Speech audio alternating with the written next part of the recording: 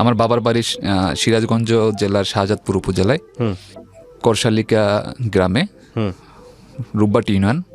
আর আমার নানা বাড়ি বরগুনা সদর উপজেলায়। আমার বাবা পুলিশে চাকরি করেন। আচ্ছা। তো আমার মা ঢাকাতে, আমি যেটা শুনেছি যে গার্মেন্টস বা কোনো একটা অফিসে হয়তো জব করতো, সেই সুবাদে আমার বাবার সাথে মায়ের পরিচয় হয়। আচ্ছা। পরবর্তীতে তাদের দুজনে বিবাহ বন্ধন আবদ্ধ হয়। এগুলো আপনি পরবর্তীতে শুনেছেন? পরবর্তীতে শুনেছি। আমার মা, খালা, মানে মা তো না, আমার খালা এবং আমার নানা বা আমার যারা ছিল নানা বাড়ির, তাদের কাছ থেকে। তখন যেহেতু এটা তাদের লাভ মেরেছে আমার মা এবং বাবার, তখন এই জিনিসটা বিয়ে হওয়ার পর তো জানাজানি হয়ে গেছে, আমার দাদা বাড়ির লোকজন সবাই জানছে। কিন্তু আমার দাদি এটা বা আমার দাদা বাড়ির লোকজন এটা মানতে পারেনি আমার মাকে, কারণ তাদের একটা চয়েস ছিল যে আমার বাবার সাথে আমার বাবার মামতো বোনের একটা বিয়ে হয়। আমি যদি একটু ইন্টারাপ্ট করি, মানে আপনার বাবার অবস্থা কি আপনার মায়ের অবস্থার চেয়ে একটু ভালো ছিল? একটু ভালো। উনি তখন গার্মেন্টসে চাকরি করতেন আপনার মা? জি। আর আমার বাবার ফ্যামিলি মোটামুটি এস্টাবলিশড ছিল, তো সামহাও মেনে নিতে পারেনি আপনার বাবার ফ্যামিলি। ওকে, তারপর? তো আমার নানা বাড়ির ফ্যামিলিটা একটু দুর্বল টাইপের ছিল। জি। যার কারণে আমার দাদিটার নাম মেনে নেওয়ার কারণে তখন আমি যেটা শুনেছি আর কি, জি, আমি আমার মায়ের গর্ভে ছিলাম। আচ্ছা। তখন মেবি 8 মাস কি 9 মাস রানিং। তখন ঢাকাতে বসে আমার বাবা আমার মাকে বলতেছিল, হয়তো আমার পরবর্তী আমি যেটা শুনলাম যে আমার দাদি এটা সিস্টেম করে আর কি আমার বাবাকে দিয়ে বলেছে আমার মাকে, যে তুমি ওকে বাড়িতে পাঠিয়ে দাও, যেহেতু অসুস্থ, বাবা বাড়িতে পাঠিয়ে দাও, কারণ প্রথম সন্তান তার বাবার বাড়িতে বসে হয়। ওকে। তখন আমার মায়ের মধ্যে কোনোভাবে ছিল না, সে আমাকে গর্ভে নিয়ে আমার নানা বাড়িতে চলে গেছে। নানা বাড়িতে চলে যাওয়ার পরে এটা মানে আমি জন্মগ্রহণ করার হয়তো 15 দিন আগে চলে গেছে। জি। আমার বাবার যায়নি। মা নানা বাড়িতে থাকা অবস্থা আমার জন্ম হয়। এবং আমার বাবাকে চিঠি দেয় আমার মা যে তোমার ছেলে হয়েছে, কিন্তু আমার বাবা কোনো চিঠির উত্তরও দেয় না। এবং আমার বাবার মা কোনো রেসপন্স না পেয়ে চিঠির বা কোনো বাবার কাছ থেকে পরবর্তীতে মা ঢাকায় আসে আমাকে নিয়ে। তখন তো মোবাইল ফোনও ছিল না বা ওভাবে কানেক্ট করার কোনো সিস্টেম ছিল না, শুধুমাত্র চিঠি ছাড়া। তো মা ঢাকা আসার পরে তখন আমার বাবা রাজারবাগে পোস্টিং ছিল পুলিশ লাইনে। সে জানতে পারে যে সে বিয়ে করার জন্য ছুটিতে বাড়িতে চলে গেছে, মানে সিরাজগঞ্জে। তখন আমার মা এটা শুনে তো সে অনেকটা ভেঙে পড়ে। পরে আমার মা আমাকে নিয়ে সিরাজগঞ্জে চলে যায়। চলে যাওয়ার পরে সেখানে সে দেখতে পায় বা গিয়ে ওখানে উপলব্ধি করতে পারে যে আমার বাবা একটা বিয়ে করেছে। আচ্ছা, আপনাকে নিয়ে গিয়ে? জি। পরবর্তীতে তারা আমার দাদি বা আমার দাদা বাড়ির গল্পগুলো আপনি কার কাছ থেকে শুনেছেন? আমি আমার নানার কাছ থেকে, আমার খালার কাছ থেকে, বিভিন্ন রকমের কাছ থেকে, একজনের কাছ থেকে না। পরবর্তীতে আপনার ওখানে যাওয়ার পরে আমার মা যখন আমাকে নিয়ে যায়, আমি যেটা শুনেছি আর কি, আমি জানি না সত্য না মিথ্যা, আমার দাদা বাড়ির লোকজন আমার মাকে এবং আমাকে নাকি হত্যা করারও একটা আর কি প্ল্যান করে পরবর্তীতে, যে আমি যেহেতু একটা প্রমাণ বা একটা পরবর্তীতে একটা আবদার নিয়ে দাঁড়াতে পারি, তারা এরকমের কোনো মানে সাক্ষী বা কোনো রকমের কোনো ডকুমেন্টস রাখবে না। আচ্ছা। সেই জন্য নাকি আমার মা আমাকে পরবর্তীতে বলে যে এভাবে হয়েছিল। তারপর আমার বাবার সম্পর্কে দুঃসম্পর্ক এক মামা লাগে এবং পাশে এক কাকা ছিল তার চাচাতো ভাই আর কি। তারা নাকি সেভ করে আমার মাকে এবং আমাকে পাঠিয়ে দেয় তাদের বাড়িতে, রাত্র বেলায় স্থান দেয় থাকার জন্য। পরবর্তীতে তারপর দিন ভোরবেলা সূর্য ওঠার আগে আমাদেরকে সিরাজগঞ্জ থেকে বরগুনায় পাঠিয়ে দেয়। মানে বিষয়টা এরকম হয়ে দাঁড়ায় যে আসলে জীবন নিয়ে কোনো রকম পালিয়ে আসার মতো অবস্থা। জি জি, এভাবে। তারপরে আমার মা চলে আসে, ঢাকায় আসে। ঢাকা আসার পরে আমাকে মা কী করবে, এখন মায়ের মতো একটা চলে আসছে যে ও যেহেতু কাজটা করছে তাহলে আমাকেও আমার ব্যবস্থা গ্রহণ করতে হবে। কিন্তু মাঝখানে কাটা হয়ে দাঁড়ায় আমি, কারণ আমি যদি না থাকি তাহলে। ব্যবস্থা বলতে কি এরকম যে আইনি প্রক্রিয়া, নাকি না আমার নিজের জীবনটা নিজের মতো করে গোছাতে হবে? আইনি প্রক্রিয়ায় কিছুটা মা এগিয়েছে, আগানোর পরে আমার বাবার কাছ থেকে। আপনি কাটা হলেন কেন? আপনি তো প্রমাণ, সবচেয়ে বড় প্রমাণ। এখন আমার বাবা তাকে রাখবে না। আর আমার বাবা নাকি আমার মাকে অফার করছিল যে তুমি থাকো, কিন্তু এখানে আসার দরকার নেই, আলাদাভাবে তুমি থাকো, আমি তোমাকে আলাদাভাবে ব্যবস্থা করে দেবো। আমার মা বলছে যে না, আমি 2 সংসার আমি থাকবো না। আচ্ছা আচ্ছা, ওকে। তো বাবা বলছে ঠিক আছে, তাহলে আমাদের সেপারেট হতে হবে। তো সেপারেট হওয়ার জন্য যা যা দরকার আইনিভাবে হয়ে গেছে। তো আমার মা ওখান থেকে আমার বাবার কাছ থেকে কিছু আপনার যেটা কীভাবে বলে আমি হয়তো দেনমোহর বা রাইট, আচ্ছা, ওই টাকাটা কিছু পায়। তখন আমার মা প্ল্যান করে যে দেশের বাইরে চলে যাবে, সে বাংলাদেশে থাকবে না। আচ্ছা। তারপর সব টাকা আসলে ম্যানেজ হয় না বাইরে যাওয়ার জন্য। মালয়েশিয়ায় ছিল আমার মা কিছুদিন, 4 বছর না 3.5 বছরের মতো। আমার মা বাইরে যাওয়ার পরে আমার খালার কাছে এবং নানার কাছে দিয়ে যায়। আমি খালার কাছ থেকে বড় হতে থাকি, খালার কাছে বড় হতে থাকি এবং খালা কি মা বলতে, যখন আমি তাকিয়ে দেখছি মানে চোখ খুলে বা যখন বুঝতে পারি যে সেই আমার মা, মানে খালা কিন্তু আমি কখনো বুঝি নাই যে সে আমার খালা। পরবর্তী যখন বড় হয়েছে তখন সবাই বলতো এটা তোমার খালা, তো আমি এটা আসলে বিশ্বাস করতাম না যে এটা আমার খালা, আমি মনে করতাম এটাই আমার মা। তারপরে যখন আমি একদম পরিপূর্ণভাবে আর কি বুঝতে শিখেছি তখন আসলে বুঝলাম যে আসলে এটা বাস্তবতা না, বাস্তবতা আরেকটা। ওকে। তারপর আমি আসলে আমার খালা এবং আমার নানা বাড়ির লোকজন যারা আছে সাইডে, যাদের মাধ্যমে বিভিন্নভাবে শুনতে পারি। যে কত বছর বয়সে শুনতে পারেন এই বিষয়টা? এটা তখন আমার 15-16 পার হয়েছে। এরপরে আসলে এর আগে আমি এতটা এগুলো মাথায় নিতাম না আর কি। আসলে অনেকে আমি মস্কার করে বলতো না বাচ্চাদেরকে যে তোমাকে কুড়িয়ে নিয়ে আসছে বা তোমাকে রাস্তা থেকে ধরে নিয়ে আসছে, এভাবে আসলে অনেক সময় মস্কার করে বলে। আমি ভাবতাম হয়তো আমার সাথে এভাবে মস্কার করে বলতেছে, তো আমি এটা বিষয় মনে হলো। ধীরে ধীরে আমার বাবা এর মাঝে একটা জিনিস বলতে ভুলে গেছি। আমার মাই আর কি আমার নানাকে দিয়ে একটা সিস্টেম করালো যে আমার বাবার কাছ থেকে আমার ভরণ পোষণের জন্য, যেহেতু আমি নানা বাড়ি থাকি, যেহেতু আমি তার ছেলে, সো কিছু টাকা আর কি দাবি করছে যে ওর ভরণ পোষণের জন্য, যেহেতু তার ছেলে আমি কিছু টাকা দিতে হবে। তো আমার বাবা বলছে ঠিক আছে আমি কিছু টাকা মানে ওখানে যারা অফিসার ছিল পুলিশে তাদের মাধ্যমে পাস করাইছে 1000 টাকা প্রতি মাসে। কিন্তু আমার নানা খুব আসলে ভালো মানুষ এবং সৎ এবং সরল সোজা আর কি। আগের যে মানুষ যেভাবে ছিল সে খুব ছিল দেখে বলছে না, সেও তো খুব কম বেতনে চাকরি করে না, এত টাকা দরকার নাই, সে আমাকে যা দেয় মাসে খুশি হয়েছে, তাতেই আমি খুশি। আচ্ছা। তারপর আমার বাবা কি করলো, 1000 টাকা থেকে 600 টাকা মাইনাস করে প্রতি মাসে আমাকে 400 টাকা করে দিল। আচ্ছা। তো 400 টাকা করে দেওয়ার পরে ওখানে আবার আমি আসলে যেখানে বড় হয়েছি আমার নানা বাড়িতে, আমার আপন নানি ছিল না, আমি আমার সৎ নানির কাছে বড় হয়েছি। আমার আপন নানি মারা গেছে অনেক আগে। ওকে। কিন্তু ওখানে সৎ নানি ছিল।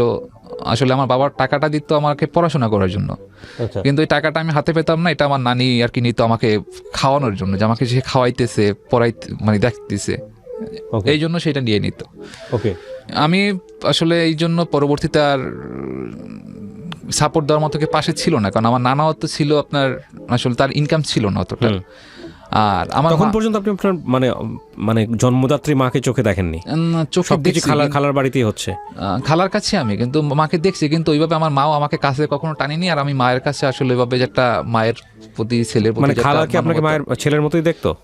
আমার কখনোই আমি এটা দেখে নাই যে সে আমাকে অন্য চোখে, বা আমি যে তার বোনের ছেলে এটা ভাবে কখনো দেখছি। আচ্ছা, ওকে, বিউটিফুল। তারপর পরবর্তী আমার মা দেশের বাহির থেকে বাংলাদেশে চলে আসে। চলে আসার পরে সে বরগুনাতে যায় আমার নানা বাড়িতে। গেলে আর কি তার আসার পরেও, সরি একটা জিনিস বলতে ভুলে গেলাম, যে বাহির থেকে আসার পরে সে আর এক পুলিশকে বিয়ে করে, মানে এখন যেখানে সে সংসার করতেছে। আচ্ছা। সে পুলিশকে বিয়ে করে, বিয়ে করার পরে আপনার সেখানে সে সংসার করতে থাকে, সেখানেও বাচ্চা কাচ্চা হয়েছে এখন, এমনকি এবার নাতিও হয়েছে তার। সে তাদের ওই যে ফ্যামিলি নিয়ে বরগুনায় যেত আসতো, কিন্তু আসলে আমার প্রতিভাবে তার কোনো একটা মানে টেক কেয়ার, যে সন্তানকে দেখাশোনা বা সন্তানের মধ্যে আলাদাভাবে একটা মায়া মমতা, ওইটা আমি কখনোই তার মতো দেখি নাই। তারপরে সবাই বলতেছে যে তোমার মা তো বাবা তোমাকে রেখে বাইরে চলে গেছে, এটা তোমার খালা। তো আমি এটা বিশ্বাস করি না। তারপর আমার মা চলে আসে বাংলাদেশে, আমি খালার কাছে বড় হতে থাকি। যাই হোক, মায়ের চাপটা আলাদা, মা সংসার করতেছে, বিয়ে হয়েছে। এরপর আমার খালারও বিয়ে হয়ে যায়।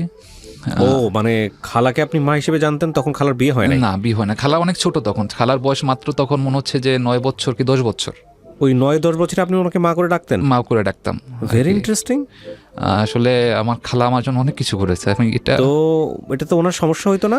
আমাদের গ্রাম অঞ্চলে কিন্তু এটা নিয়ে সমস্যা হয়, কারণ সমস্যা হতো। আমার খালার আমার খালার একবার আমার 2টা খালার বিয়ে ভেঙেছে। আমি আসলে শুধু আমি কিভাবে বলবো, আমার শুধুই খালাটাকে মা ডাকতাম। আমার খালা যারা ছিল আশেপাশে যারা, আমি সব খালাকেই মা ডাকতাম আর কি।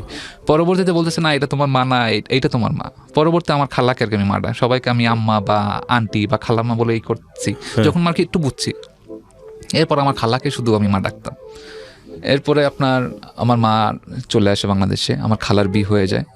বিয়ে হয়ে যাওয়ার পরে আমি আসলে নানা বাড়িতে থাকা শুরু করি। তখন তো আমার বিয়ে হয়েছে, আমার খালার বিয়ে হয়েছে খুব কাছেই, গ্রামের এক গ্রামের মধ্যেই, মানে পাশাপাশি। তো আমার খালু জানে সবই ঘটনা, খালু জানে ঘটনা। তারপর খালার বিয়ে হয়ে যাওয়ার পর খালা চলে যায়। তারপর আমি আমার নানার কাছে আর কি, আমার নানি যে সৎ নানি, আমি সেখানে বড় হতে থাকি। ওখানে মোটামুটিভাবে আর কি তখন 400 টাকা আর কি হয়। আর যেহেতু আমার সৎ নানি ছিল, প্রতি মাসে 400 টাকা করে 400 টাকা, কিন্তু এটা আমার নানি নিয়ে নিত। যখন আমার পোস্ট অফিসে টাকাটা যেত, আমি সিগনেচার করে টাকাটা তুলে আমি নানির কাছে দিতাম। তো আমি প্রতি মাসে ওই সময় 10 টাকা বা 20 টাকা দিত আমাকে নানি আর কি। যখন প্রতি মাসে, তখনও জিজ্ঞেস করতেন না টাকাটা কোথা থেকে আসে? হ্যাঁ আমি জানি আমার বাবা পাঠাইছে। তো আপনি তখন পর্যন্ত বাবাকে দেখেননি? না, তখন একবার দেখছি এই সময়টায় যখন আমাকে নিয়ে ঢাকায় আসছে রাজারবাগে। আসার পরে যখন কে আসছিল আপনাকে নিয়ে ঢাকাতে? আমার মা এবং আমার নানা এবং আমার খালা। আপন মা? হ্যাঁ, আমার খালা, আমার নানা এবং আমার মা আমাকে নিয়ে ঢাকা আসে রাজারবাগে। আসার পরে পুলিশ অফিসারদের ধরে যে তার ছেলে, এই ছেলেটার তো পড়াশোনার জন্য বা দেখাশোনার জন্য কিছু টাকা। আপনার জীবনে প্রথম দেখে বাবাকে এই পুলিশের সামনে? জি, এই ফার্স্ট। তখন আমার বয়স হয়তো 9-10 কি 11 এরকম হবে আর কি। তখন বাবা আপনাকে দেখে কি করলো?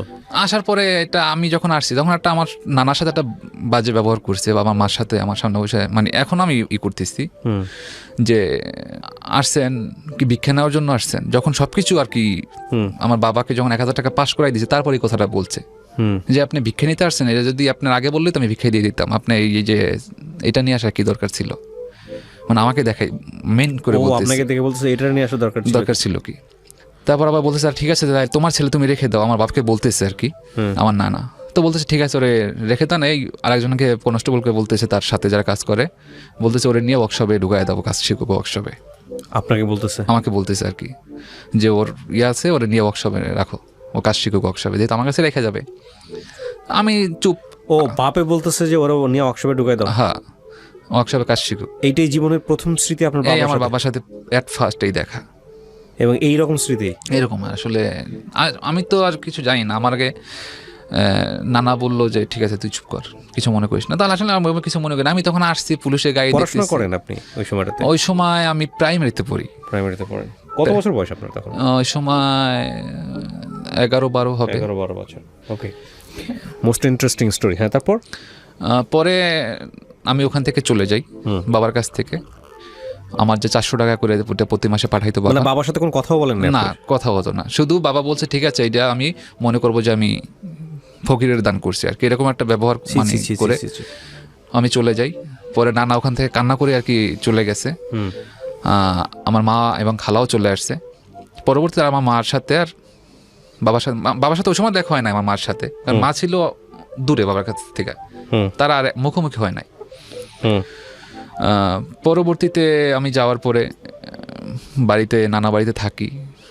মোটামুটি যতটুকু পারি আমার নানার সাপোর্টে, আমার খালার সাপোর্টে আমি পড়াশোনা করি। আমার খালাই আমাকে যেটা দরকার হতো, বই, খাতা, কলম বা পোশাক, আমার খালাই আমাকে দিত, কারণ আমার নানার ওরকম ভাবে দেওয়ার মতো আর্থিক ভাবে সে দুর্বল ছিল।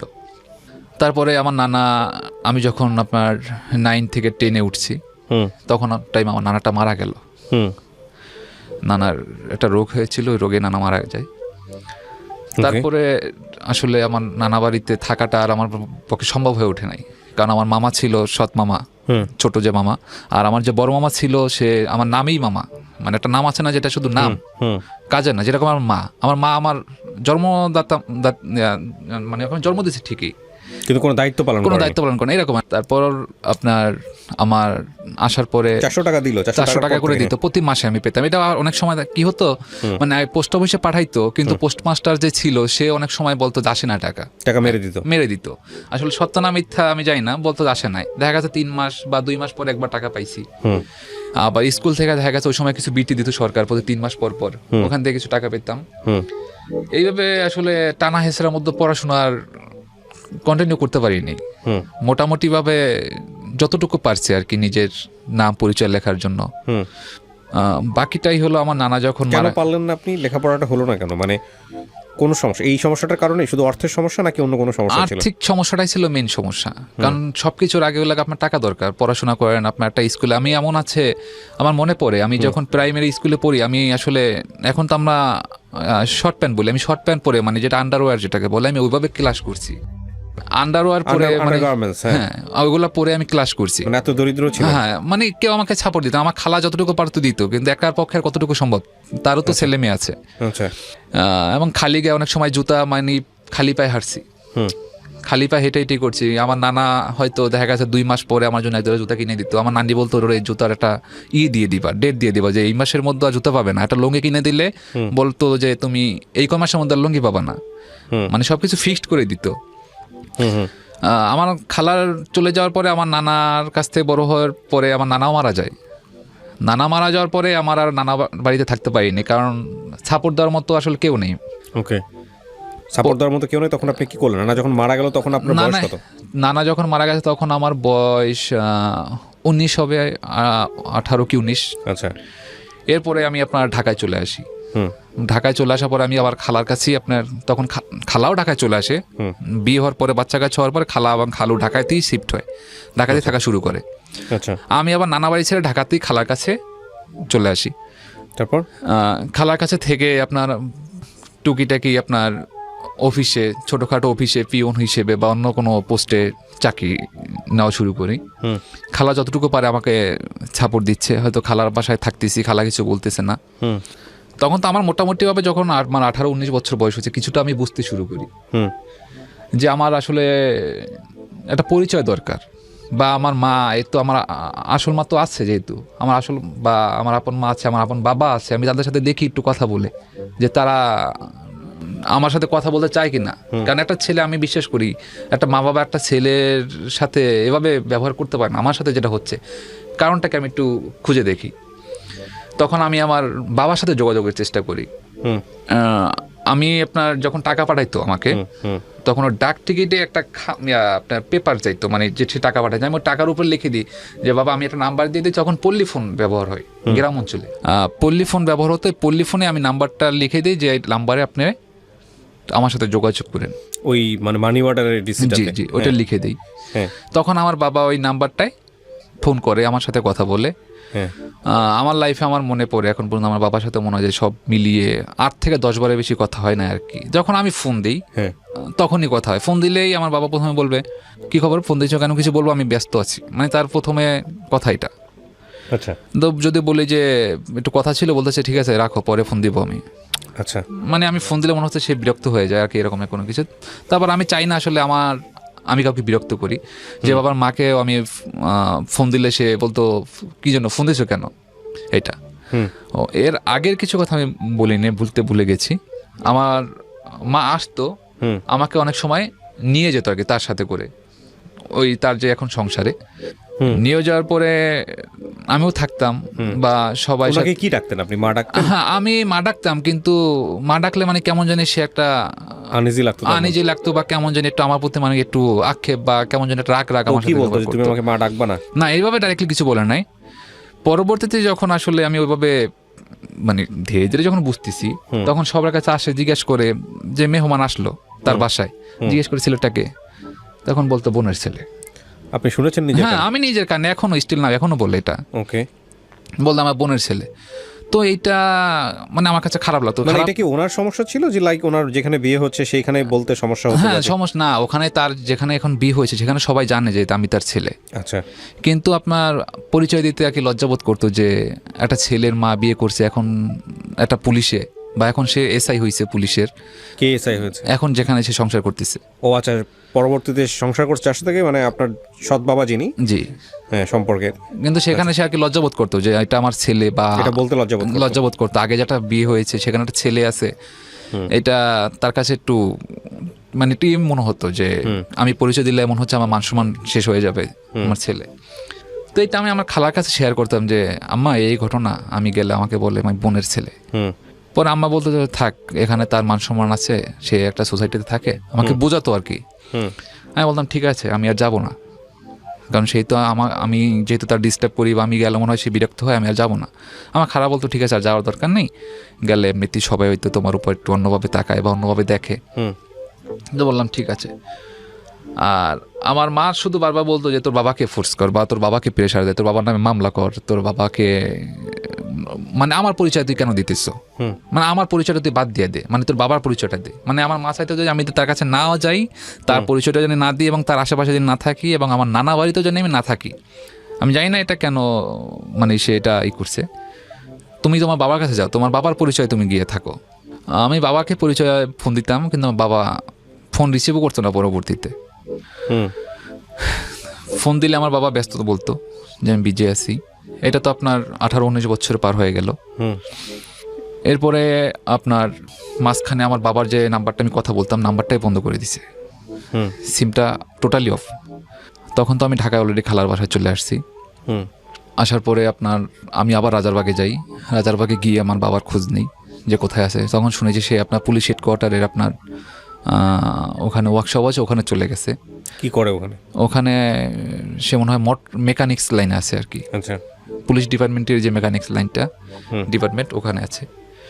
তখন আমি রাজারবাগ থেকে একজনের কাছ থেকে তার নাম্বারটা সংগ্রহ করে আপনার ফোন দিই। ফোন দেওয়ার পরে বলতেছে তুমি এই নাম্বার কোথায় পাইছো? ও, এর মধ্যে আমার বাবা কিন্তু অলরেডি মিশনে খেটে আসছে 1 বছর বাইরে। তো আপনার সৎ বাবার কথা বলতেছেন আপনি? না, আপন বাবা। আপন বাবা। উনি কিসে জব করতো? উনি পুলিশে। উনিও পুলিশে ছিল? জি। আচ্ছা, ওকে। তারপর নাম্বার সংগ্রহ করে ফোন দেই। তখন বলতেছে তুমি এই নাম্বার কোথায় পেয়েছো? আমি বলছি আমি রাজারবাগ থেকে কারো কাছ থেকে নিয়েছি। পরে বলতেছে যে তুমি আমাকে ফোন দিবা না, আমার যখন প্রয়োজন হবে আমি তোমাকে ফোন দিব, তুমি ফোন দিলে আমার সমস্যা হতে পারে। আচ্ছা। তো আমি বুঝতে পারি ধীরে ধীরে যে সবাই আমাকে অ্যাভয়েড করতেছে। পরে আমি আমার বাবাকে আমি ফোন দিই না, প্রায় 5 বছর আমি আর ফোন দিই না। তো দেখি যে আমার বাবা ফোন দেয় কিনা। সে যেহেতু আমাকে বলছে যে আপনার আমি তোমাকে ফোন দিব, কিন্তু সে আমাকে আর 4-5 বছরের মধ্যে আর ফোন করে নাই। এরপর আমি ফোন দিলে সে মানে কিছুটা বিরক্ত হয়ে বলতো ফোন রাখো, আমি ব্যস্ত আছি, কাজে আছি, বাইরে আছি। মানে একদমই রেসপন্স করতে টোটালি না। এখনো না, আপনি এখনো ফোন দিয়ে দেখতে পারেন। ফোন দিলে আমি যদি ফোন দিই বলে আমি কাজে আছি, বাইরে আছি, ব্যস্ত আছি। বাবা ডেকেছেন কখনো তাকে? হ্যাঁ, বাবা ডাকতাম, কিন্তু বাবা ডাকলে ওই যে আমার মায়ের মতো আমি জানি না কেন ব্যাপার করতো, মানে সেম আমি যদি বাবা ডাকতাম তো বলতেছে কি ব্যাপার, কি সমস্যা, কি তোমার, বলো, কিছু বলবা। আর আমি বাবাকে ফোন দিয়ে যখন প্রথমে এখন আর কি কিছুদিন আগে যখন বলতাম যে বাবা আমার ভাই বোন ওরা নাম কি বা ওরা কত বড় হয়েছে, মানে পরবর্তীতে যেখানে বিয়ে হয়েছে বাবার বা বিয়ে করেছে সেখানে যে তারা কত বড় হয়েছে বা কিসে পড়াশোনা করে, তো বলতে এগুলো তোমার জানা দরকার নাই, এগুলো তুমি কেন জেনে কি করবা, এগুলো তোমার জানা দরকার নাই, তুমি যখন সময় হবে তখন জানতে পারবা। মানে আমি কিছু জিজ্ঞাসা করলে সে অ্যাভয়েড করে দিত, মানে আপনার সঙ্গে সম্পর্ক সে রাখতে চাইছে না। আমি পরবর্তীতে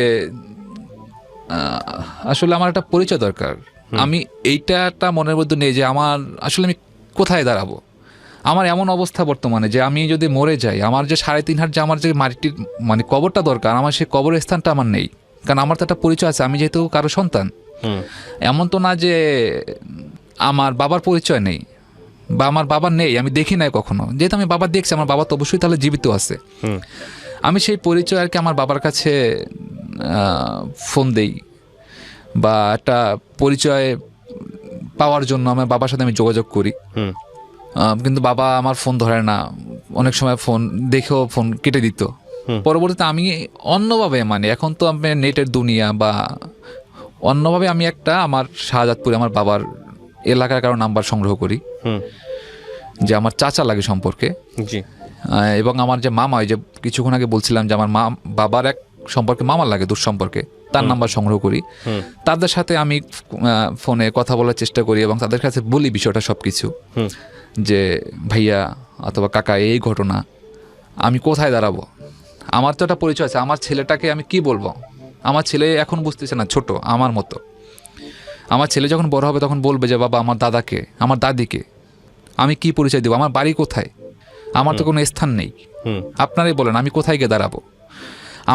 আমি বিয়ে করেছি, আমার শ্বশুরবাড়ি আমি বলতে পারতেছি না যে আমার বাড়ি কোথায়।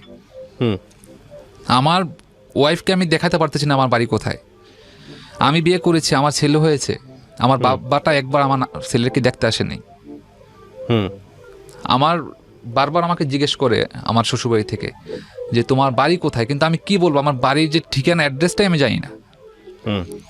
একটু আমাকে একটু সাপোর্ট দেন, আমাকে একটু সাহায্য করেন, আমি কি করতে পারি বলেন। বলতেছে ঠিক আছে আমরা তোমাকে সাপোর্ট দিব, মানে আমাকে সান্ত্বনা দিয়ে বলছে যে ঠিক আছে পরবর্তীতে ব্যবস্থা করা হয়ে যাবে বা করব। কিছুদিন আগে শুনলাম যে আমার ফুফি আর কি, আমার যে ফুফি আছে সে নাকি ফোন দিয়ে, আমি যার সাথে কথা বলি, আমার বাবার যে মামা এবং আমার বাবার যে ভাই মানে আমার চাচা, তাদেরকে ফোন দিয়ে বলছে ও যদি ফোন দেয় তাহলে কিন্তু আপনাদের সাথে মানে সমস্যা হবে, বা ও ফোন দিলে ওর সাথে কোনো রকমভাবে যোগাযোগ বা আপনার কথা বলবেন না, মানে আমার কথা বলছে যে না আমি জানি ফোন না দিই তাদেরকে, আমার কাকাকে অথবা আমার ওই যে ভাইয়া আছে আমার বাবার যে মামা তাকে, এখন ফোন দিলে তারাও ফোন ধরে না। মাঝখানে আমার বাবার সাথে যখন কথা হতো আমার ফোনে, আমার বাবা বলতাম যে বাবা আমার একটু সমস্যা, আমার একটু চলতে কষ্ট হচ্ছে, বা আমি এখন একটু বিপদে আছি, আমাকে একটু হেল্প করেন। তো হেল্প করতো এক সময় আমাকে বলে ফেলছে যে আমি তোমাকে কিছু টাকা দিয়ে দিই, তুমি আমাকে একটা স্ট্যাম্প দিবে, স্ট্যাম্প একটা সাইন করে দাও। তো আমি বলতাম এটা কিসের স্ট্যাম্প? বলতেছে যে তোমার সাথে আমার কোনো পরবর্তীতে কোনো হবে না। আমি বলতেছি বাবা আপনার কিচ্ছু লাগবে না, আপনার টাকাও দিতে হবে, আপনি যে কোনো সময় আপনি আমার কাছে আসবেন, স্ট্যাম্প নিয়ে আসবেন, আমি আপনাতে এমনিতেই সাইন করে দিব, আপনাকে আমার টাকা দিয়ে আমাকে কিনতে হবে না। কারণ আপনি চাচ্ছেন যে আমার সাথে আপনার সম্পর্ক রাখবেন না, বা আপনি আমাকে টোটালি একদম দূরে সরিয়ে দিচ্ছেন, সেটার জন্য আমাকে টাকা দিতে হবে না। আমি যদি বেঁচে থাকি ইনশাল্লাহ, টাকা দেওয়ার মালিক আল্লাহ, নেওয়ার মালিক আল্লাহ, আমাকে আপনার টাকা দিয়ে কিনতে হবে না, আর আমাকে টাকা দিয়ে আপনার দূরে সরিয়ে দিতে হবে না। এরপর থেকে মনে হচ্ছে যে সে একটু আমার উপর মানে কথাটা শোনার পরে সে একটু রাগ, এরপর থেকে আর আমার সাথে কোনো যোগাযোগ তার নেই। কেন বললেন এই গল্পটা আপনি আজকে রেডিওতে? এত ছোট একটা গল্পটা আসলে অনেক বড়, কিন্তু আপনি যেভাবে বলেছেন তাতে আসলে আপনার বড় করার কোনো সুযোগ ছিল না। আপনি কেন বললেন এই গল্পটা এই জন্যই বললাম যে একটা দুর্ঘটনা, একটা অ্যাক্সিডেন্ট হতেই পারে স্বামী স্ত্রীর মধ্যে, কিন্তু এর মাঝখানে যে চলে আসে, দুজনের মাঝখানে যে আসে, তার অবস্থাটা জানি আমার মতো না হয়, তার জন্য একটা পরিচয় থাকে, হয়তো মা না হলে বাবা, যেখানে একটা সাইড জানি তার থাকে, কেউ জানি অবহেলা না করে, যে কেউ জানি না বলে আমার মা যে রকমের আমাকে বলে আমার বোনের ছেলে, আমার বাবা যেরকম আমাকে বলে আমার ভাইরার ছেলে, মানে আমার মায়ের কাছে আমি বোনের ছেলে, বাবার কাছে ভাইরার ছেলে, তাহলে আমার মা বাবাটাকে ট্রু। আপনার বিয়ে শাদী কি মানে আপনার স্ত্রী জানতো যে আপনি এরকম একটা পরিবারের বড় হওয়া বা এরকম কোনো কিছু? ওটা বিয়ের আগে জানতো না, বিয়ের আগে জানে নাই। আপনি গোপন করেছিলেন? আমি গোপন, আসলে এটা আমারই বাধ্য হয়েছি, কারণ আমি জানি আমার যে এইসব জানার পরে কোনো মেয়ে চাবে না, কেউই চায় না একটা খারাপ স্থানে তার বিয়ে হোক, বা তার ফ্যামিলিও চাবে না। আমার আসলে এটা লাভ ম্যারেজ, আমি বিয়ে করেছি সেটা অনেক কাহিনী করে। আমি ওর সাথে আমার প্রথম দেখা ওর কলেজে বসেই, তারপর আমি ওকে বলতে গেলে কি আমি নিয়ে আসি ঢাকাতে। ঢাকাতে নিয়ে আসার পরে ওর বাড়ি থেকে পরবর্তীতে আমাকে ফোন দেয় যখন আমি ঢাকায় নিয়ে আসি, যে ওকে দিয়ে যাও, বা গ্রাম অঞ্চল এটা ঝামেলা হয়ে যাবে, মানুষজন অনেক কথা খারাপ কিছু বলবে, ওকে দিয়ে যাও, তুমি এক কাজ করো, সব কিছু ব্যবস্থা করো, একটু ওয়েট করো, আমি কোনো ঝামেলা হবে না, আমি তোমার সাথে ওকে দিব। পরবর্তীতে আমি ওকে বাড়িতে পাঠিয়ে দেওয়ার পরে ওদের বাড়িতে আর কি, তখন ওর ফ্যামিলি ওকে আমার কাছ থেকে দূরে সরানোর জন্য আর কি একটা চেষ্টা করে, বলতে ওকে আটকে রাখার পরে বলতেছে যে ওর যে ফ্যামিলি আছে, ওর ফ্যামিলি ছাড়া আমি তোমাকে দিব না, কারণ আমি কার হাতে দিব তোমাকে, তোমার একটা ভবিষ্যৎ আছে, তুমি আমাদের মেয়ে বা আমাদের বোন, তোমার তো এবার ওর কোনো ফ্যামিলি নেই, ওর যদি ফ্যামিলি না আসে আমি তোমাকে দিব না। তখন ও আমাকে বলে যে এরা তো এবার বলতেছে, আর আমার ওয়াইফের প্রতি আমার আস্থা ছিল, বিশ্বাস ছিল যে ও কখনো চেঞ্জ হবে না, আমি সেই বিশ্বাস রেখে ওকে বাড়িতে পাঠাই। পরবর্তীতে ওকে আটকানোর পরে দেখুন আমি কি করব, তারা ফ্যামিলি ছাড়া দিবে না। পরবর্তীতে আমার ওয়াইফকে আমি আবার মানে একটু কৌশলে ঢাকায় নিয়ে আসি। ঢাকায় নিয়ে আসার পরে ও কিছুদিন ছিল আমার কাছে। আমাদের বিয়ের প্রথমবারই হয়, যখন ও প্রথমে ঢাকা আসে আমার সাথে, তখন আমরা বিয়ে করে ফেলি, কাবিন এবং কোর্ট ম্যারেজ দুইটাই করে ফেলি। দ্বিতীয়বার ঢাকা আসার পরে ওকে আবার ফোন দিয়ে নিয়ে নেয় তাদের বাড়ি। আমি পাঠিয়ে দিই, বিশ্বাসের সহিত আমি পাঠিয়ে দিই, যে আমি জানি যে আমার ওয়াইফ ওর উপর আমার আস্থা আছে এবং ও কোনো আমার সাথে কিছু করবে না। সে আসতে আমি পাঠাই দেওয়ার পরে তার আবার ওকে সব কিছু নিয়ে নেয়, মোবাইল, এবং আমার সাথে টোটালি যোগাযোগ বিচ্ছিন্ন করে দেয়। পরবর্তীতে ওরে খুব কঠিনভাবে আর কি আটকিয়ে রাখে। তখন ও আমাকে কাছে বলে যে তুমি যদি এবার তোমার ফ্যামিলি নিয়ে আসো তাহলে তারা আমাকে 1 সপ্তাহের মধ্যে অন্য জায়গায় বিয়ে দিতে বাধ্য হবে। আচ্ছা, তখন আসলে আমার এখন ফ্যামিলি আমি কোথায় পাবো? আমি ওই সময়টায় আসলে আমি মনে হয়েছিল যে মানে একটা অ্যাক্সিডেন্ট বা কিছু একটা করে ফেলি, কারণ ওই এইরকম একটা সিচুয়েশন যার সাথে হয় সেই আসলে বুঝে যে আমি আমার মার কাছে বলতে পারতেছি না ব্যাপারটা, আমার বাবার কাছে বলতে পারতেছি না, তারা তো কখনোই আমার দায়ভার নিবে না।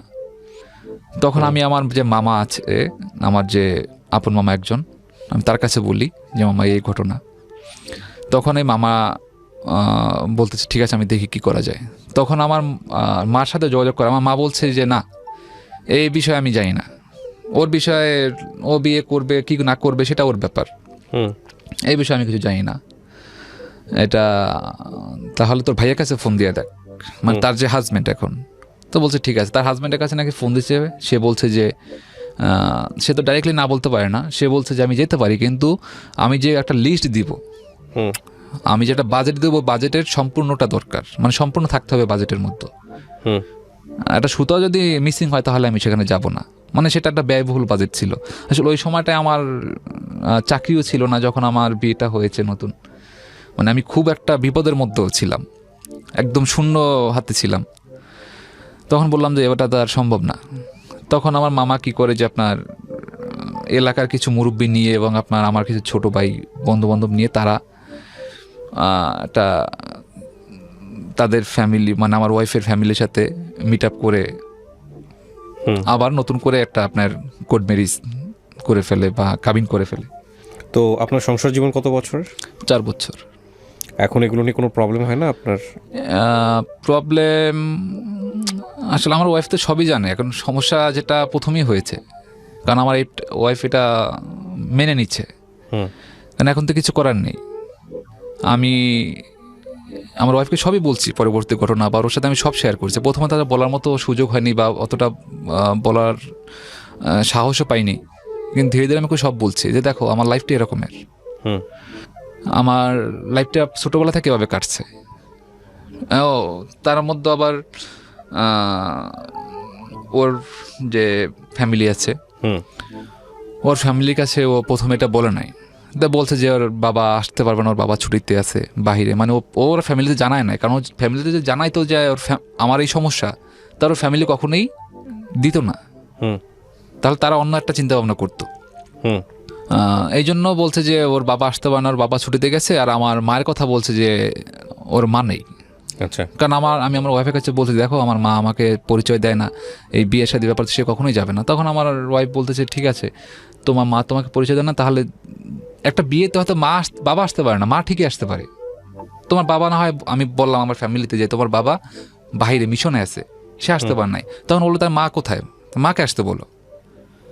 এটা কিন্তু আসে কোথায় চলে আসে।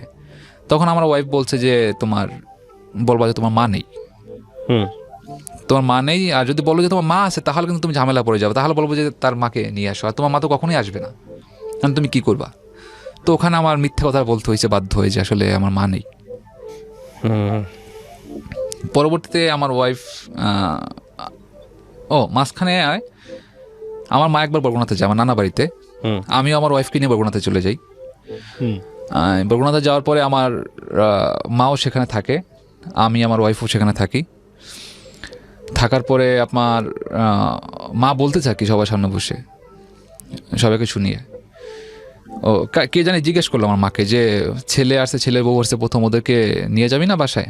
বলতেছে আমি রেখেও যাব না আবার নিয়েও যাব না, এটা ওদের খুশি, যদি যায় যাবে আর না গেলে আমি জোর করব না। তখন আপনার আমি আমার মাকে বলি বুঝিয়ে যে এখানে রেখে গেলে আমার একটা সমস্যা হবে বা আমার ওয়াইফের কাছে আমি ছোট হয়ে যাব, তো চলেন আপনি আমার উপর রাগ আছে সেটা আমার উপরেই থাক, ওর সামনে সেটা দেখানোর দরকার নেই। তখন আমার ওয়াইফকে নিয়ে আমি বরিশালে চলে যাই। বরিশালে আপনার 3 দিন থাকি, 3 দিন থাকার পরে আমরা ঢাকায় আসি। ঢাকায় আসার পরে কিছুদিন পরে আপনার তারা ফেসবুকে একটা স্ট্যাটাস দেয় তার যে মেয়ে আর কি, আমার মায়ের যখন যে মেয়ে, সে স্ট্যাটাস দেয় ফেসবুকে যে মানে বাসায় আমার ওয়াইফ গেছিল, সে তার বাসা থেকে তার মেয়ের আর কি, আমার মায়ের যে মেয়ে এখন বর্তমানে, তার চেন চুরি করে নিয়ে আসছে। মানে এরকমের তাকে ইঙ্গিত করে একটা স্ট্যাটাস ফেসবুকে একটা পোস্ট দেয়। পরবর্তীতে আমার ওয়াইফ এটা বলে যে দেখো, এবং কি সে বরগুনাতে ফোন দিয়ে সবার কাছে বলে যে বাসায় আসছিল, মানে আমার নানা বাড়িতে ফোন দিয়ে বলে যে ও বাসায় আসছিল, আইসার পরে আপনার ও আমার বাসা থেকে চেইন চুরি করে নিয়ে গেছে। এবং আমি আমার মায়ের বাসায় যখনই যেতাম, আগে কিছুটা যাতায়াত ছিল আমার, যখন যেতাম তখন আমি যতটুকু পারতাম ঢাকা থেকে বা যেখান থেকে হোক আমি কিছুটা ফল নিয়ে যেতাম। মানে তারা এটা বলতো যে বাজে বা পচা ফল নিয়ে আসছে, ওইটা সবার সাথেই করতো। আবার তার যে ছেলে মেয়ে ছিল, যাওয়ার পরে বলতো, মানে আমি এক পাশে আছি, তাদেরকে আমাকে শোনায় শোনায় বলতো যে ও যে ফল বা ও কিছু নিয়ে আসলো ওটা ধরবি না, ওটা খাবিও না। পরবর্তী আমি এগুলো শুনতে শুনতে আসলে একসময় খারাপ লাগে, বেশিটাই খারাপ লেগে যায়। পরবর্তীতে আমি আর তাদের ওখানে যাওয়াটাই বন্ধ করে দিই টোটালি। এটা নিঃসন্দেহে আপনি একটা বার বলেই ফেলছেন যে আসলে সন্তানকে যদি তুমি ভরণ পোষণ নাই দিতে পারো, সন্তানকে যদি মানুষের মতো মানুষ করতে নাই পারো, তাহলে পৃথিবীতে তাকে কেন আনো। এবং এইটা আমি আমার অনুষ্ঠানে বহুবার বলেছি, কিন্তু আমার কাছে মনে হয় যে আসলে না, লাইফের যত রকমের প্রতিবন্ধকতার কথাই আপনি দেখেন না কেন, এই যে আপনি একটু আগে বললেন যে মারা গেলে আমার লাশ কোথায় যাবে, বা আমার একটা পরিচয় দরকার, সেটার প্রয়োজন আছে। কিন্তু যদি নাই থাকে, ধরেন আপনি নাই, পৃথিবীতে অনেক কিছুই জোর করে হয়, কিন্তু এই সম্পর্কের জায়গাটা যেটা কেউ দিতে চায় না, সেটা কখনোই জোর করে হয় না। হ্যাঁ, আপনি বায়োলজিক্যালি প্রুভ করতে পারবেন এবং সরকারের আইনের আশ্রয় নিয়েও প্রুভ করতে পারবেন যে কে আপনার বাবা, কে আপনার মা। কিন্তু সে যদি আপনাকে মা হিসেবে ভালোবাসাটুকু না দেয়, বাবা হিসেবে স্নেহটুকু যদি না দেয়, এটা পৃথিবীর কোনো আইন দিয়ে আপনি আদায় করতে পারবেন না, তাই না? তো এখানকার যে কষ্টটুকু, সে কষ্টটুকু আপনার জন্য কখনোই প্রশমন করার কোনো রাস্তা নাই। অল্টারনেটিভলি আছে, কিন্তু এই জায়গাটায় যদি আপনি বাবাকেই চান, মাকেই চান, তাহলে আসলে কোনো রাস্তা নাই। কিন্তু যদি অল্টারনেটিভলি চিন্তা করেন যে মানুষের জীবনে শুধুমাত্র একটা জায়গায় ফিক্সড হয়ে থাকে না, হ্যাঁ, আপনি যেটা পান নাই, একটা না পাওয়া, বিশাল না পাওয়া আপনার জীবনে আছে। প্রত্যেকটা মানুষের জীবনে কোনো না কোনো সাইড দিক থেকে না পাওয়া আছে। হ্যাঁ, তো সেদিক থেকে আমার মনে হয় যে ওই যে আমাদের ধর্মে একটা কথা বলে যে মানুষ যদি আল্লাহর কাছে শুকর করে, তাহলে শুকুরের জায়গাটা থেকে এই সবচেয়ে বেশি শুকর কিসের করা উচিত? তো সেক্ষেত্রে সবচেয়ে বেশি শুকুর করা উচিত একটা জায়গাতেই, সেটা হলো যে আমি সুস্থ আছি। আপনি মাশাআল্লাহ দুটো হাত আছে, দুটো পা আছে, কর্ম করে খাচ্ছেন। এই আপনার মতো অবস্থানের থেকেই একটা সন্তান যদি এমন হইতো যে কর্ম করে খেতে পারে না, একটু চিন্তা করে দেখেন, কিংবা সে মারাত্মক রকম অসুস্থ, একবেলা খেতে পারে না, হ্যাঁ, এবং সে কোনো রকমভাবে মানুষের উপর চেয়ে চিন্তা থাকে, হয়তো এর চেয়েও খারাপ অবস্থান আল্লাহ কাউকে রাখছে, তো আপনি তার থেকে আশীর্বাদ পুষ্ট। আমি বুঝতে পারছি জিনিসটা। জি, আলহামদুলিল্লাহ। কষ্ট হিল করার জন্য সবচাইতে বেস্ট ওয়েটা হচ্ছে যে আপনার থেকেও কষ্টে আছে একজন মানুষ, তাকে দেখা। এটা হচ্ছে সবচেয়ে হিলিংয়ের সবচাইতে বেস্ট ওয়ে। এর চেয়ে বেস্ট ওয়ে আসলে মানুষ হিসেবে আমার জানা নেই। ইমান তো একটা বড় জিনিস অবশ্যই, কিন্তু সেই জায়গাটা থেকে যদি আপনি ধর্মকর্ম করেন, বিশ্বাসী হন, সেটা একটা বিষয়। মানবিক জায়গা থেকেও আপনি চিন্তা করতে পারেন, বৈজ্ঞানিক জায়গা থেকেও আপনি চিন্তা করতে পারেন, সাইকিয়াট্রিক আসপেক্ট থেকেও যদি আপনি চিন্তা করেন, বা সাইকোলজিক্যাল আসপেক্ট থেকেও যদি আপনি চিন্তা করেন, তাহলে this is the best way. দেখবেন এটা আমাদের খুব ন্যাচারালি আমাদের মধ্যে আছে, যে আপনি যে অবস্থায় আছেন তার চেয়েও আরেকটা মানুষ খারাপ অবস্থায় আছে, সেই মানুষটাকে যদি আপনি দেখেন। তো এটা হচ্ছে আপনার জন্য বলা, আমার কাছে যেটা মনে হয়। আর আরেকটা যেটা, সেটা হচ্ছে আপনার বাবা মায়ের জায়গাটা থেকে যে দূরত্বটা তৈরি হয়েছে, সেটা যদি এরকম হয় যে না, তাদের সংসার আলাদা হয়ে গেছে, তারা এখন নিজেদের মতো করে একটা অভাব তৈরি করেছে, সেই সংসারের যে বৃত্ত বা বলয়, সেখানে আপনার এন্ট্রেন্স নাই, আপনাকে নিয়ে তারা কখনো ভাবে না, সেখানে আপনি গিয়ে বারবার নক করা, নিজের জায়গাটা তৈরি করা, এটাও আমার কাছে মনে হয় যে ব্যক্তিত্বের জায়গা থেকেও আপনার সেই জিনিসটা করা উচিত না এখন আর। জি, আপনি তো ছোট নাই। জি, এখন বুঝতেছি আমার ভুল। আসলে ওই সময় আমি বুঝতে পারিনি। আমি চাইছিলাম যে আসলে আমি তো ছেলে, আমি তো কখনোই ভাবিনি যে আমার মা আমাকে দূরে সরাই দিবে বা আমার মা আমাকে পরিচয় দিবে না, এটা আমি কখনোই ভাবিনি। আমার মা, একটা সন্তানের সাথে একটা মায়ের সম্পর্ক কিরকমের থাকে, আমি ওইভাবেই সেটা নিজ থেকে চাইছি যে না, আমার মাই সব থেকে ভালো মা, আমার মা আমাকে অনেক বেশি ভালোবাসে।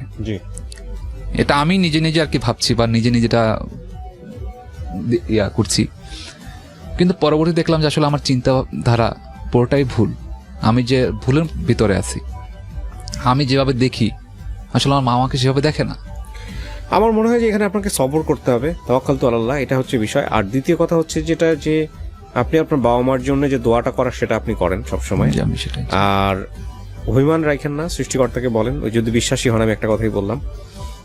আর দ্বিতীয় কথা যেটা, সেটা হলো যে জীবনটাকে নানা কাজে ডাইভার্ট করা যায়। ধরেন একটা জায়গায় আপনার প্রচুর অপূর্ণতা আছে, কিন্তু এখানে আপনার গ্যাপটা পূরণ করার কোনো সুযোগ নাই। আপনার তো অন্যান্য জানলা খোলা আছে, অন্যান্য দরজা খোলা আছে, সেখানে নিজেকে ব্যস্ত করে দেন। আর এইটা চিন্তা করেন না যে আসলে মারা গেলে কোথায় থাকবে, আল্লাহ কে কার মৃত্যু কোথায় কিভাবে লেখা রাখছে, হ্যাঁ, কেউ 3 হাত মাটি আদৌ পাবে কিনা সেটা উপরওয়ালা সবচেয়ে ভালো জানেন। সো ওইগুলো নিয়ে টেনশন করে কোনো লাভ নাই। তবে এটা ঠিক যে ওনার গল্পের বাইরে থেকে এসে শুধু একটা কথাই বলার আছে, বিশেষ করে আমার কাছে মনে হয় যে একটা মানুষের ম্যাচিউর হওয়ার অনেকগুলো স্টেজ আছে। একটা মানুষ 12 বছরে একরকম ম্যাচিউর হয়, 18 বছরে একরকম ম্যাচিউর হয়, 24 বছরে গিয়ে, 25 বছরে গিয়ে একরকম ম্যাচিউর হয়, 35-এ একরকম ম্যাচিউর হয়, এবং 40-তে গিয়ে একটা মানুষ পরিপূর্ণরূপে ম্যাচিউর হয়। বয়সের জায়গাটা থেকে যদি বলি, এই ম্যাচিউরিটির জায়গাটা থেকে মানে বা রিয়েলাইজেশনের জায়গা থেকে শুধু একটা কথাই বলতে পারি, সেটা হলো যে আপনি যখন সৃষ্টিকর্তার কাছ থেকে একটা মানুষকে দুনিয়াতে নিয়ে আসতেছেন, তখন ওই মানুষটাকে খাওয়ানো, পড়ানো, ভরণ পোষণ করানো, ওই মানুষটাকে বড় করা, সুন্দরভাবে বড় করার জন্য চেষ্টা করা, আপনার সাধ্যের মধ্যে যতটুকু করা, এবং তার প্রতি কোনো অন্যায় অবিচার না করাটা, এটা আপনার দায়িত্ব। এই দায়িত্বকে অ্যাভয়েড করার কোনো সুযোগ নেই। যদি আপনি সে দায়িত্ব পালন করতে না পারেন, তাহলে আপনি সেই কাজটা করেন না। কারণ একটা মানুষকে হত্যা করলে চোখে দেখা যায়, আর একটা মানুষকে দুনিয়াতে এনে তাকে প্রপারলি বড় না করাটাও কিন্তু কোনোভাবেই হত্যার চেয়ে কম কোনো কিছু নয়। তাকে তিলে তিলে মারা, ধুকে ধুকে মারা, যেটা হয়তো চোখে দেখা যায় না, কিন্তু ওইটা যে তাকে যে কত বড় পেইন দেওয়া প্রত্যেকটা মোমেন্ট, ওটা যদি চোখে দেখা যেত, তাহলে আপনি বুঝতে পারতেন, বা আমরা সবাই বুঝতে পারতাম যে এটা কত বড় ক্রাইম। সো প্রিয় দর্শক এবং শ্রোতা যারা এতক্ষণ শুনলেন, আমরা মনে করি প্রত্যেকটা মানুষের জীবনেই গল্প আছে, এবং প্রত্যেকটা গল্পই আমাদেরকে কিছু না কিছু শেখায়। এবং কমন প্ল্যাটফর্মের জায়গাটা থেকে নিশ্চয়ই আজকে যে শামীম যে গল্পটা এখানে বলে গেল, সেটা নিশ্চয়ই আমাদেরকে কিছু না কিছু শেখাবে। আপনি বোধহয় শেষে কিছু একটা বলতে চাচ্ছেন, 1 মিনিটে প্লিজ। বলতে চাই শেষমেশ একটা কথাই, যে সন্তানের কে জানি কেউ কখনো অস্বীকার না করে। কারণ যখন একটা মা বাবা একটা সন্তানকে অস্বীকার করে, তখন সেই সন্তানটা বুঝে যে তার ভিতরগত কতটা সে কষ্ট এবং আঘাত পায়। আমার মা যখন আমার সামনে বসে যখন কারো কাছে পরিচয় দেয় যে আমার বোনের ছেলে, তখন আমি আসলে আমি নিজে ফিল করি যে আসলে আমার ভিতরে কি হচ্ছে। এটা অন্য কেউ বুঝবে না, যার ব্যথা সেই বুঝে। আমার বাবাকে যখন আমি ফোন দিই, আমার বাবা যখন বলে যে আমি ব্যস্ত আছি, সে ব্যস্ত থাকতেই পারে, কিন্তু যখন আমি ফোন দিই, আমি 12 মাস ফোন দিলে সে 12 মাসই ব্যস্ত বলে। এটা আমি বুঝি আমার জন্য কতটা কষ্টদায়ক। কেউ জানি কোন সন্তানকে এভাবে অ্যাবাউট না করে, যদি দায়িত্ব নিতে না পারেন। জি, আমার মনে হয় সে কথাটা আমিও বলেছি। প্রিয় দর্শক এবং শ্রোতা,